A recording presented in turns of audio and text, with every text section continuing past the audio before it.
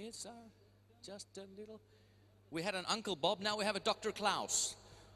Ladies and gentlemen, give a very, very, very, very warm round of applause for our next speaker, Dr. Klaus Leopold. Thank you. So, almost ready. That looks good. Thank you for the introduction. So, hello everybody. How is it? Everything okay? Perfect, nice. So, my talk is about lean business agility, and lean business agility, I think there's almost no word missing in there. It's a buzzword firework, you know? I'm talking about agile, I'm talking about lean, and you can even combine it. I'm talking about lean business and business agility. So nothing can go wrong now. Maybe some words are missing, like 4.0, or disruptive, but in the end you will get everything. So what does lean business agility mean for me? Well, I want to tell you a story. I want to tell you a story about an agile transition. And these guys, they wanted to improve their time to market. Time to market. I think everybody knows time to market, and everybody wants to be better in time to market. We want to be faster on the market, incorporate feedback faster, and so on and so on. So they are like, we want to improve the time to market, and thanks God there's something like Agile. So we want to go Agile, right? So this company started an Agile transition with about 600 people, yeah? Which isn't not too bad actually. So how did they approach this change?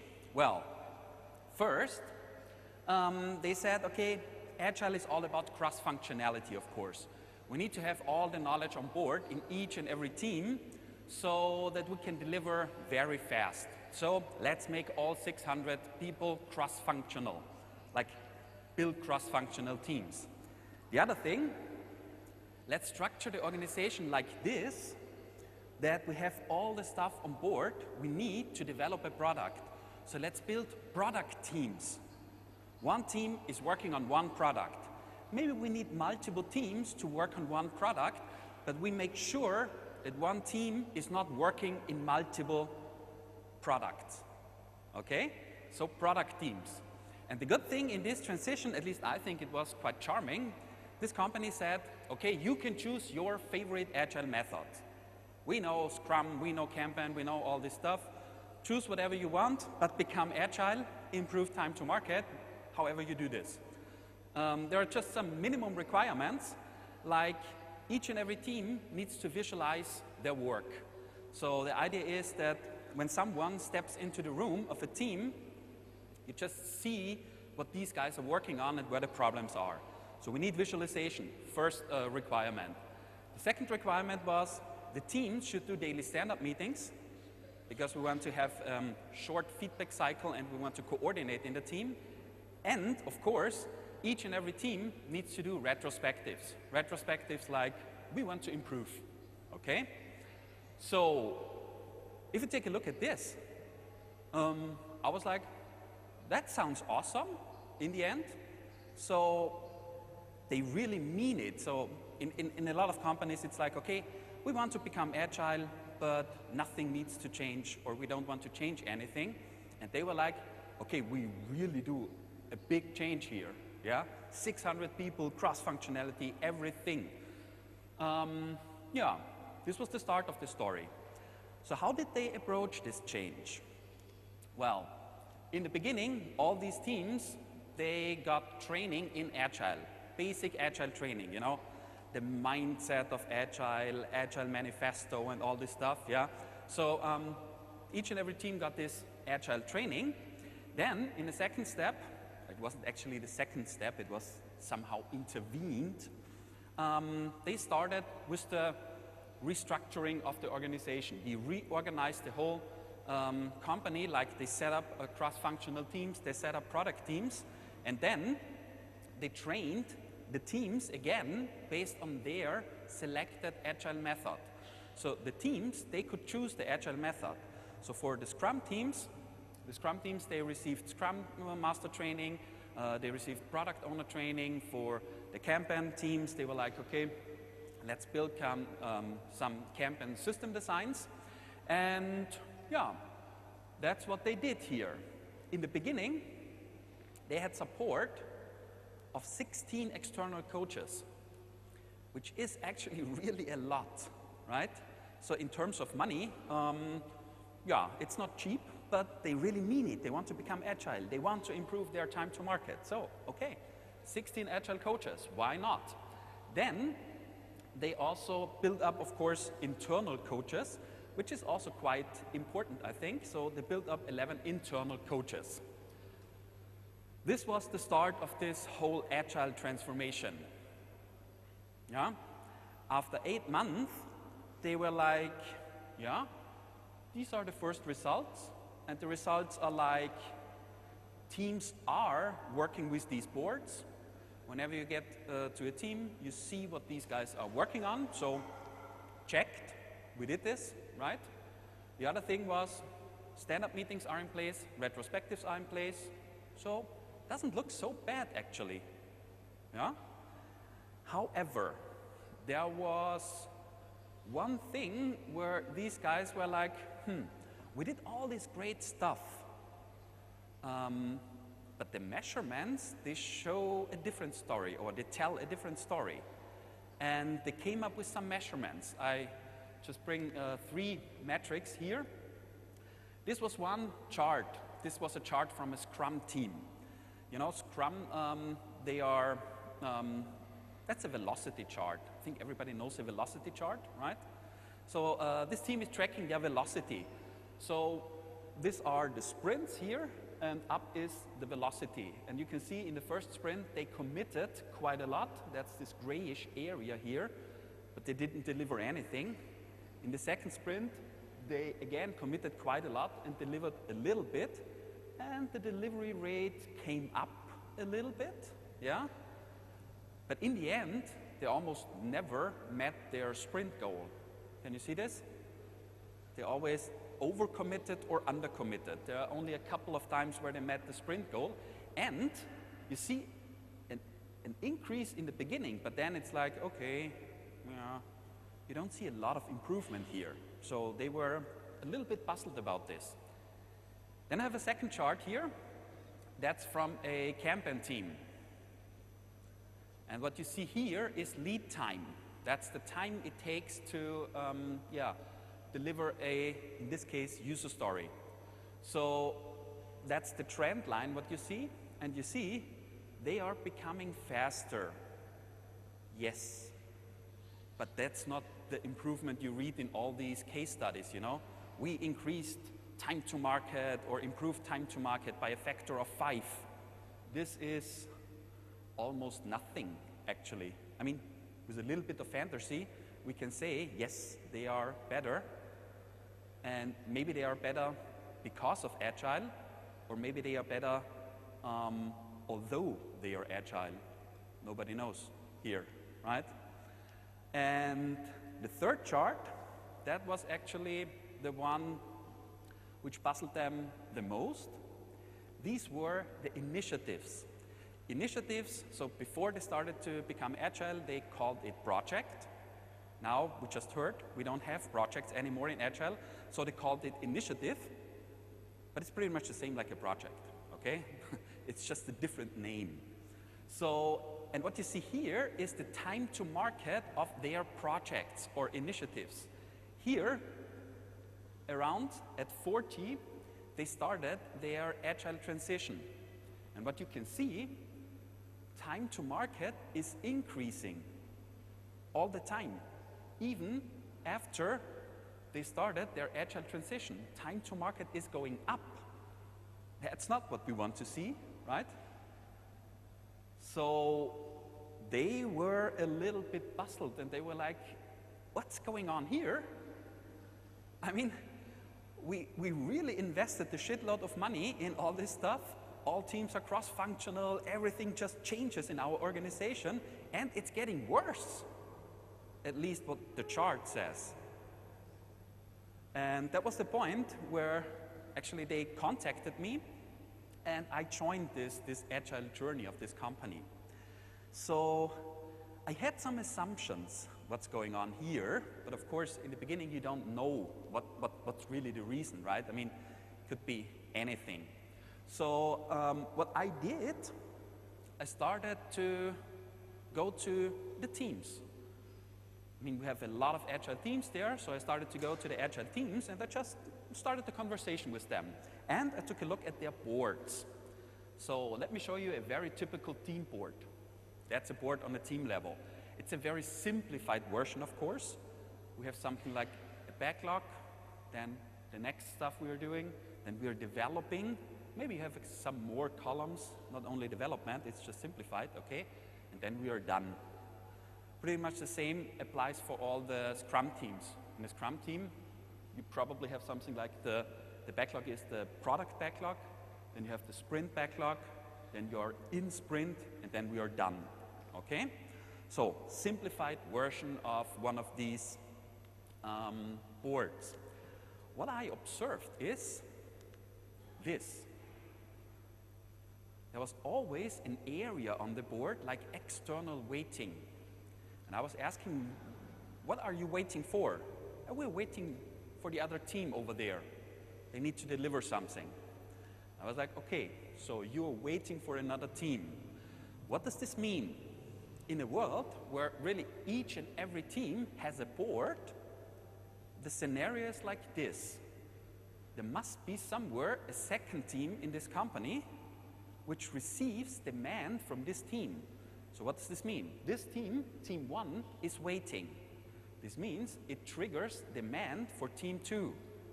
Team 2 is working on it, and when they are done, team 1 can continue to work. Does it make sense? That's exactly what's going on when there's some kind of dependency between teams. I was a little bit, yeah, okay, there are still dependencies. So let's draw something like a dependency chart. So how often do these dependencies come up? And the result was something like this. So what we see here is only 8 teams, 600 people, so we are talking about, I don't know, 60 teams or so, even 70 teams.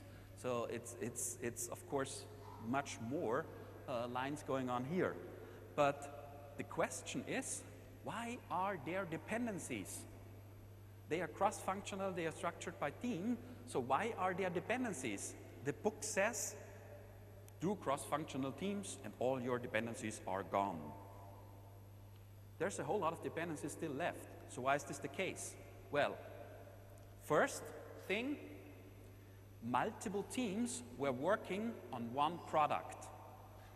So if multiple teams are working on one product and each of these teams has a board, of course there are dependencies because we are working on the same product. So team 1 of product 1 is waiting for team 2 of product 1. It's just logical, right? In the other hand, there were dependencies in products. So if you change something in product 1, this triggers a change in product 3. And maybe if you change something in product 3, you need to change something in product 5. So there were also dependencies among the products. And in the end, we're talking about 600 people. And if you really think you can work without any dependencies at a scale like 600 people, stop dreaming. This won't happen. There will be dependencies, okay? And whenever it comes to dependencies, the team approach is not the best approach. Why? I'm always thinking of a keyboard. Let's assume our company is a keyboard, okay?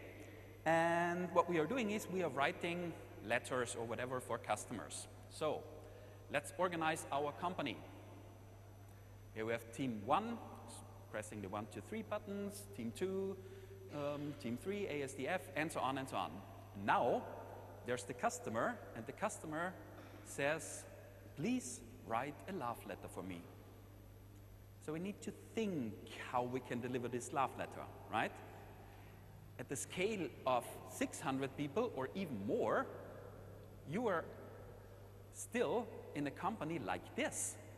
For each and every key on your keyboard, there's a freaking team pressing it. So you have a V team, you have an F team, you have a G team. Each and every organization, of course, needs an A team. Without A team, you're screwed, right? So now we have a whole bunch of teams here. And now we are optimizing the teams. And it's working. The B team is the best team on this planet. When they start hitting the B button, smoke is coming out of the keyboard. How much faster can we deliver our letter? Not really, right? So when it comes to writing a letter, it's not about that I need to hit each and every key very fast. I can deliver the letter much faster if I press the right key at the right time. The right key at the right time, and this can be even a little bit slower. If we transfer this idea to our knowledge work, we can say it's much more important that we optimize that for the case that the right team is working on the right stuff at the right time. It's not about that teams need to work very fast. High-performing teams. There's no place for high-performing teams in a situation like this. We need to make sure that the right team is working on the right stuff at the right time.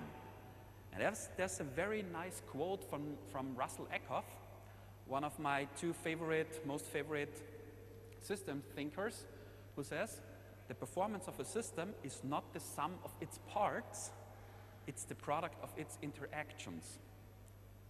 The product of its interactions. If we transfer this idea to our agile journey in an organization, we need to say that agility of an organization is not about having agile teams. What you need to have is agile interactions between teams. Agile interactions are way more important than agile teams. We need to make sure that the right team is working on the right stuff at the right time. Does it make sense? And this was the first finding somehow in this agile transformation, where I said, okay, there's totally no management of the interactions between the teams. Each team is doing an agile method, but there's no agile interaction going on. That was the first finding. Then, when I was talking to the teams,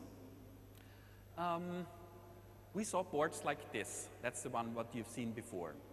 And then I started to ask, so you have something like develop here, right? When development is done, then the work is done, right? And they were like, yes. Except, of course, after development, there's integration going on. Okay, fair enough. So it wasn't on the board, so let's draw integration on the board. And then I was like, okay, after integration, then you really generated the value and you're done. We're like, yeah, not really. Because of course, there's the user acceptance. Okay, but after the user acceptance, you're done. Yeah. Of course, we need to release it. Yeah? I was like, okay, that's important information actually. Yeah? So after development, it's not over. There's more going on. And then I was asking for the cadences. How often are you integrating user acceptance test and so on and so on? That's what we see. Monthly, they are doing an integration. Quarterly, they are doing the user acceptance test and waiting for release. I was a little bit interested when I saw something like this. So I was asking further. So what does this mean? Backlog here. So here, your work starts. Yes, maybe, but there's also, of course, that's only the development backlog. So before work goes into the development backlog, of course, we need to do some kind of analysis work. Okay, nice. And before analysis work, we are really done. Not really. In our company, it's more like this. We have a pool of ideas, okay? Then we are doing some kind of triage, which is just a short evaluation. Can we go further or not? After the triage, those ideas which get through the triage, we are writing a rough concept. The rough concept goes through a steering committee. After the steering committee commits it, we are writing a detailed concept, and then we're waiting for improvement. I was like, okay, that's interesting, so let's zoom out a bit. Interesting, right? And the cool thing was this. How long does it take? Monthly for the triage, quarterly for the steering committee, and only twice a year they are waiting for, or they are approving new ideas. I want to improve time to market. That's what they said. I want to improve time to market.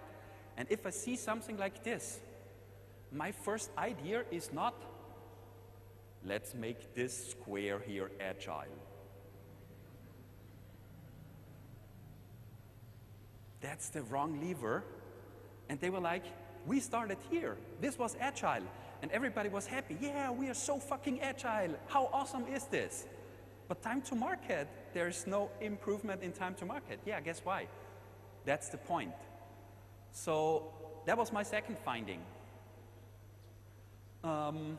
They were only doing agile software development.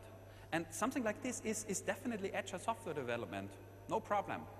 But we are way off the point of business agility. In terms of how this company reacts on the market, it's the same like before. Nothing changed here in this environment. So this is maybe agile software development, but agile software development is not business agility. These are two different things, right? So this was my second finding. There was totally no end-to-end management of the value creation chain. They only picked a very small part of the value creation chain on it and sub-optimized this, okay? Second finding. Then, one more thing. Another board. And what I've seen on these boards, there were these numbers. You know, these numbers are work in progress limits. You know work in progress limits, right? We don't start too much work, so the idea is we only start a couple of work and we stop starting and start finishing. Yeah? So work in progress limits is one of the essential tools when it comes to becoming agile. And I don't want to dig too deep into it, but it's just awesome if you're working with work in progress limits, you know? Your time to market goes down, your cycle time goes down, you're decreasing shipping, switching cost. Cost of delay is going down. Jutta is now talking about cost of delay in the parallel session. If you're working with work in progress limits, your cost of delay goes down. So cost of delay is the most awesome thing the world has ever seen. Yeah? And these guys, they are doing work in progress limits. They are doing work in progress limits, and here we see time to market goes down if you are doing work in progress limits. So again, they are doing it right, maybe. But they are limiting the work in progress, but we don't see the improvement. So why is this? Well, when it comes to work in progress limits, there's a fine print. And I think this fine print, maybe 99% of all the companies don't know this fine print of work in progress limits. So I printed it a little bit bigger. You need to limit this work item where you want to see the benefit. So the point is, it's not good to limit work, any work in progress, but you need to limit this work item where you want to see the benefit. So what does this mean in their world? They were working on, that's actually a square here, a grayish square, just for your information. They were working on strategic initiatives. What are they doing? They are splitting these initiatives into epics. The epics are then split into stories. And the stories are split into tasks, Right. So these guys were doing work in progress limits. They started on a team level. What can I limit on a team level? I can limit tasks and stories. I cannot decide how many projects are going on in my company on a team level, most obviously, right? So what they did, each and every team, they limited their stories and their tasks, but they were still working on 5,000 projects in parallel. So don't be surprised that you don't see any improvement if you are limiting the wrong entity. If you want to see an improved time to market of initiatives, you need to limit initiatives. It's easy like this. I, as a team, that's the problem, cannot limit strategic initiatives in the entire organization, of course, right? So who can do this? Usually top management, right?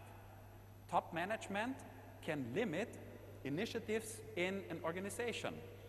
And this was my third finding. There was totally no strategic portfolio management.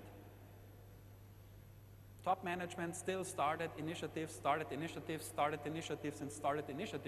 but now we have agile teams and everything will be fine. No.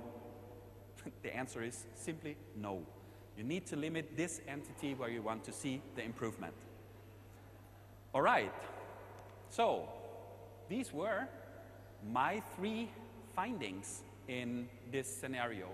There was no management of the interactions between teams, there was no end-to-end management of the value creation chain, and there was no strategic portfolio management. So how did we address this? Let's start with the first one. There was no management of the interactions between teams. Well, this was the drawing from before, you know, the dependency graph. So what we did, or let me summarize this again.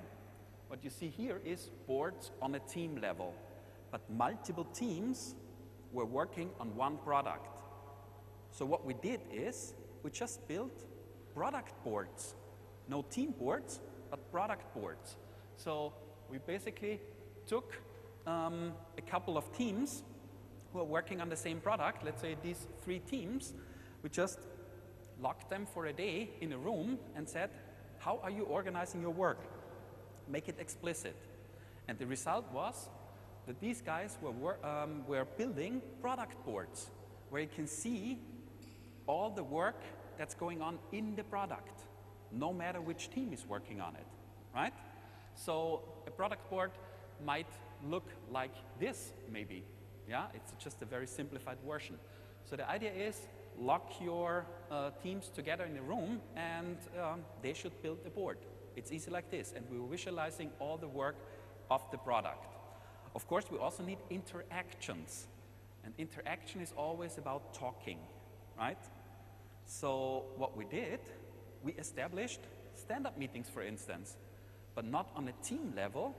We did product stand-up meetings. So if there are, I don't know, 6 teams working on one product, each team sent 1 or 2 delegates to a stand-up meeting, and they were coordinating.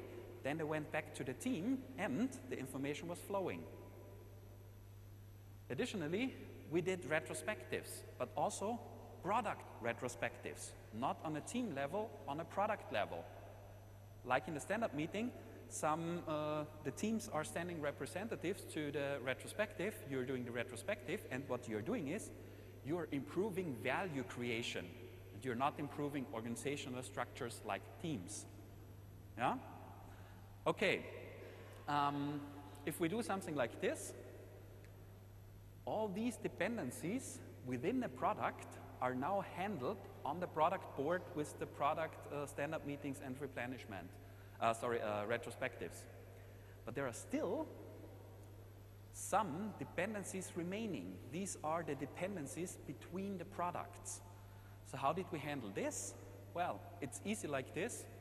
We basically brought all the product boards into one spot and built some kind of portfolio. So what you see here is product 1, product 2, product 3, And when there are dependencies, these guys are meeting in front of the board and they are coordinating the dependencies, right? So it's nothing else than multiple product boards in one spot. And again, we established agile interactions. We were doing portfolio stand-ups, so each product sent people to a stand-up meeting, and we are doing portfolio retrospectives because we also want to improve the portfolio, of course, right? Yeah, that's what we did. And this was the board, how it looked like, and how it still looks like.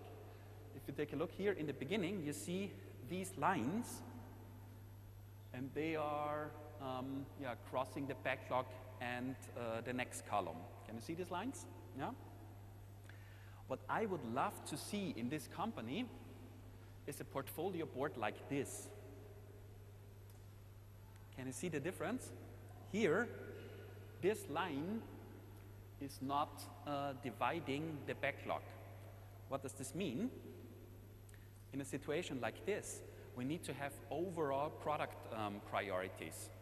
Because in a situation like this, if we say we have an ordered backlog, there could be the situation that the epics or whatever is part of this board is like for product 1, product 1, product 1, product 2. Based on the business priority, we need to work way more on product 1 than on product 2. How can we handle this? If you model your board like this, you see the problem. If you model the board like you divide the backlog, you still have the problem, but you don't see it. So whenever it comes to model a board like this, it needs to hurt a little bit. Yeah? You need to feel a little bit of pain, and then it's actually a good system. And if you model it like this, you see a lot of pain actually in the beginning. Yeah?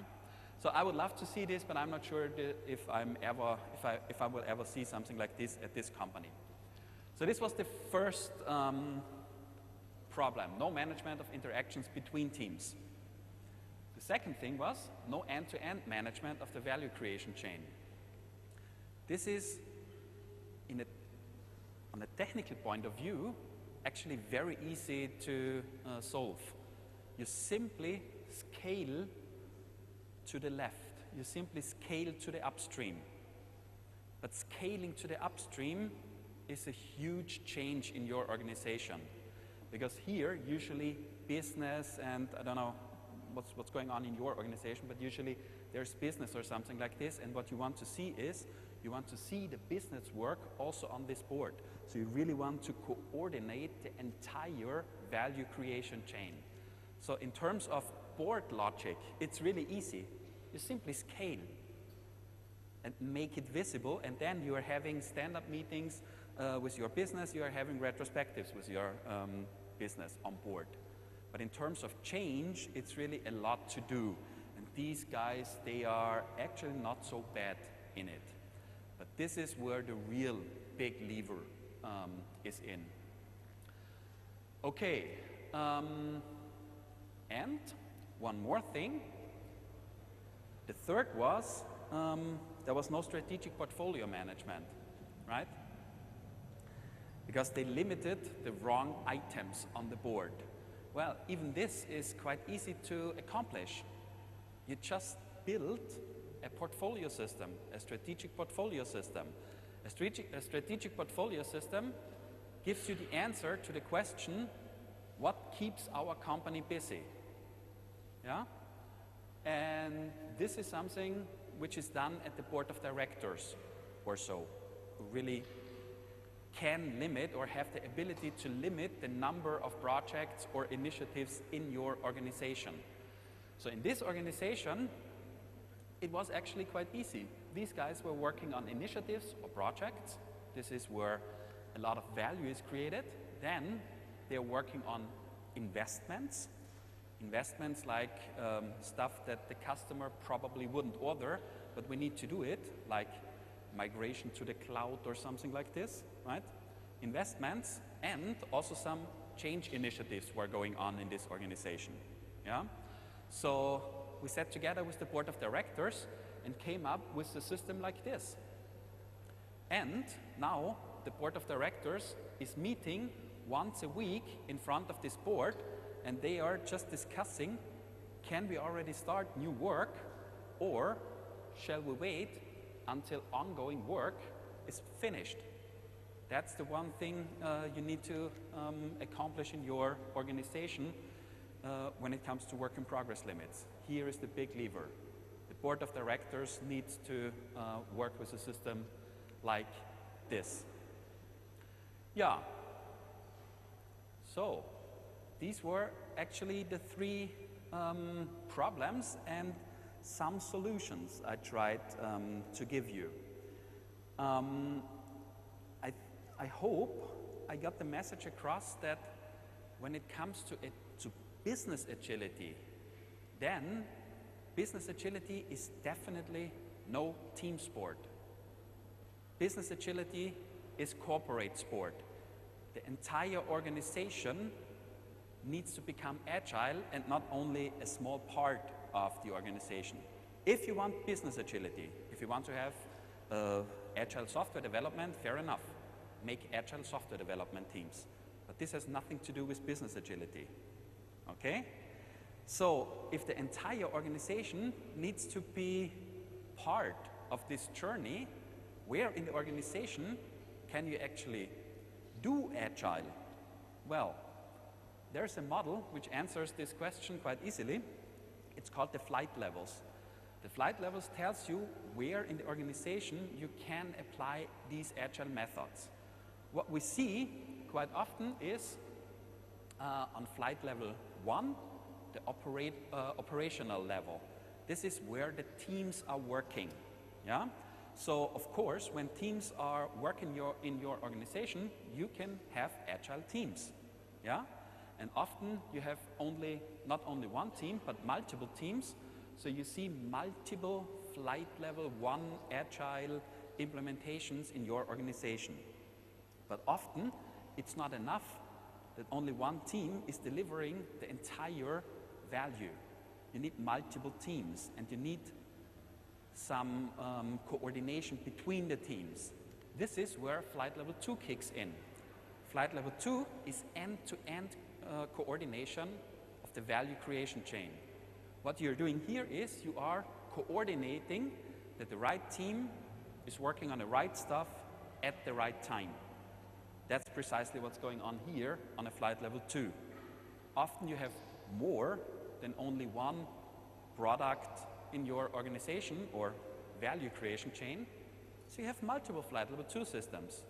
And if you have dependencies among these products, put it together to a portfolio view, yeah? And manage the dependencies on a board like this on a flight level 2. And we can still fly a little bit higher. On flight level 3, this is strategic portfolio management. This is the biggest lever actually. Here you're answering the question, what keeps the company busy, and is the work in the company aligned to the strategy? What we see quite often here is that the strategic boards feed, of course, into flight level 2 boards, and in particularly large organizations, you don't only have one flight level 3 system, you maybe have multiple flight level 3 systems. So these are the 3 flight levels. And what they answer is, or what you're doing on the flight levels are different things. The main topic for flight level 3 is to prioritize based on the business strategy. Main topic on flight level 2 is to coordinate, and main topic on flight level 1 is to deliver. Yeah? And the point is, flight level 3 is not better than flight level 1. It solves a different problem. It solves a different problem. If you have problems in delivery, you can build a lot of flight level 3 systems, your delivery problems will be still there. If the problem is that you want to decrease or improve time to market, you can build a whole lot of team boards here. Your time to market will not decrease, because that's something you can only solve on flight level 3. So take it as a communication model which tells you, or which basically have a conversation where in your organization you need to do what in order to see the improvement. Yeah, and that's pretty much it. I have one more slide. I think it's two. So I've shown you now a story of an agile transition, which already was, an ongoing agile transition of 600 people. So they were already doing something. So how would I start if I have the choice to start without anything is going on from zero, actually? Well, there are two approaches. The first approach is for consulting companies who want to earn a lot of money and who don't care a lot about the result. Sounds maybe a little bit strange, but believe me, there are a lot of companies out there who want to become agile, but nothing has to change. So we have solutions for this. That's not a problem, right? What you can do in a situation like this, start on a team level, keep the number of items in your organization very high, and work on a team level. That's a very safe way to earn loads of money. Oh, there's a typo in safe, I just seen, sorry for that. That's one thing. The other approach is the economical approach. When you start an agile transition, you only need one single team in the beginning, and that's top management. Bring your top management aboard, start with a strategic portfolio management, limit the number of items in the entire organization, and then walk down the flight levels to the team. And another thing is very important, kill agile methods and frameworks. Nobody wants to do Scrum, nobody wants to do Kanban, nobody wants to do less, safe, more, whatever. That's all bullshit. That's start to think. It's not the method you're doing. Become better. Be the best at getting better. Be the best at getting better, and you can only be the best at getting better if you don't follow any frameworks, but if you develop your framework, your method, which is totally tailored for your situation. Take frameworks as an inspiration, use them, but you are allowed to think. Yeah, that's basically it. Thank you. Thank you, Klaus. Okay. These are some of Klaus's books. So let's take a couple of questions. We have yeah. I don't think I need the microphone, but okay. In this particular example, do you believe transparency was also an issue? And how did you, let's say, solve it in the organization? I'm not sure. Did you think transparency is an issue, and how did you solve it in your organization? Oh, transparent. Oh, the question is if there were transparency issues. Yes. I think that's a huge change topic. You cannot change it with any framework, Scrum, Kanban, whatever. It's a change topic. You need to change the organization, change homework. Sorry.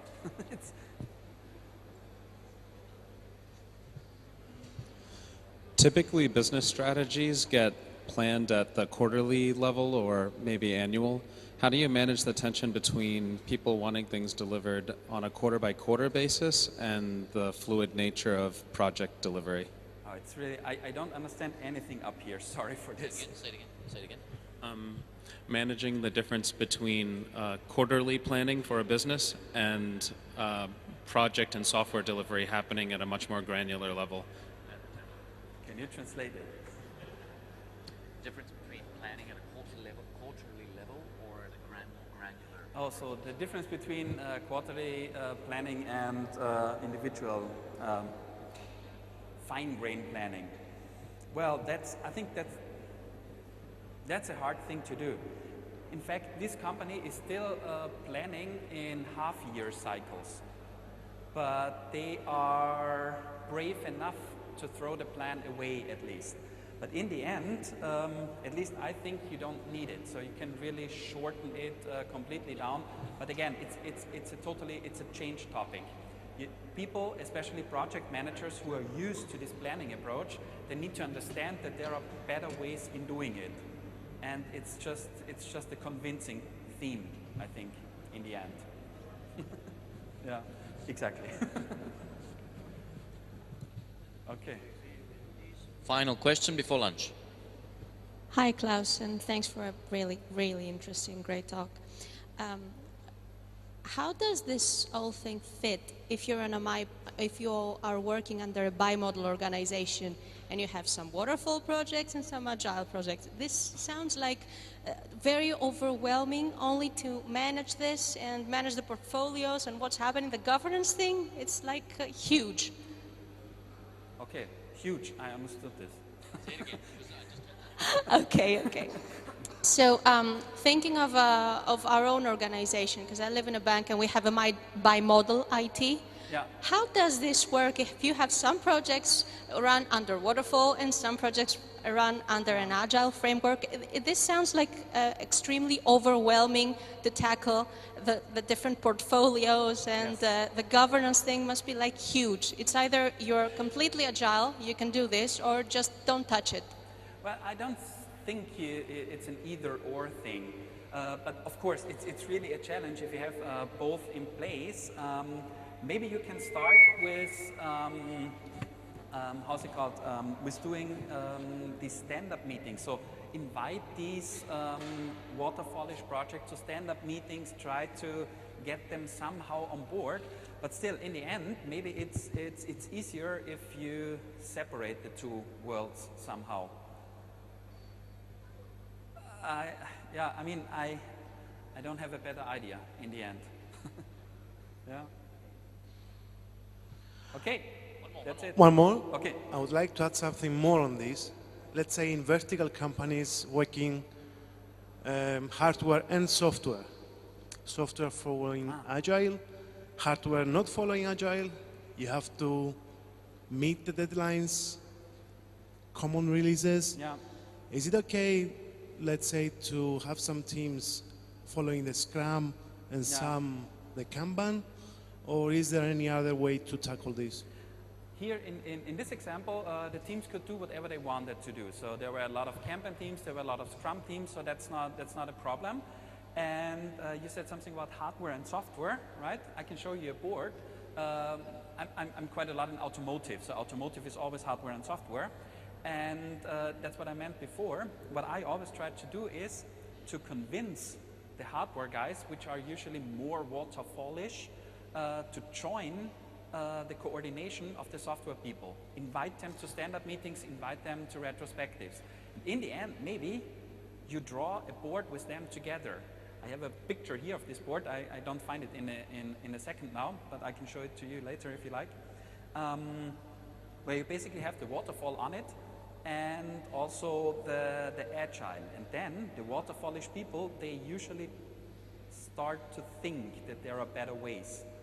Yeah, so you can even bring it on one board. Yeah. Thank you very much, Klaus. Thank you. Thank you. Okay. All right, it's lunch. All right.